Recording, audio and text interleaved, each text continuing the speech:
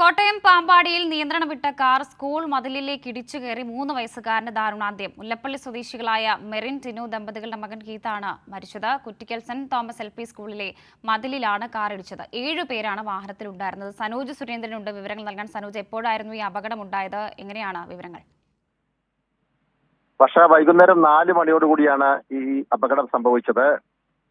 കുറുപ്പന്തറ, അതായത് കടുത്തുരുത്തിക്ക് സമീപമുള്ള കുറുപ്പന്തറയിലെ ഒരു സ്ഥലത്തെ പരിപാടിയിൽ പങ്കെടുത്ത് മടങ്ങുന്നതിനിടയിൽ പാമ്പാടിയിൽ വെച്ചായിരുന്നു വാഹനം അപകടത്തിൽപ്പെട്ടത്.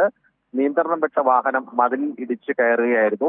ഇടിയുടെ ആഘാതത്തിൽ 7 പേരായിരുന്നു വാഹനത്തിലുണ്ടായിരുന്നത്. അവർക്ക് പരിക്കേറ്റു.